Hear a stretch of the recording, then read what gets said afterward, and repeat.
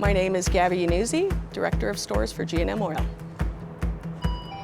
We have 180 gas stations and convenience stores throughout Southern California, from the mountains to the sea. The Southern California market is extremely competitive. You really have, maybe 3 to 5 minutes to build that loyalty. We need that first impression to be a good one. Our customers primarily are coming to fill their tank. My job is to get them inside the store. Having PURELL at the pump sets an immediate impression to the customer that we care about them. It definitely gives them peace of mind at the pump or inside of the store. They know that it's a good quality product. They know that G&M wants to do a little bit extra to make this experience a really great one for them.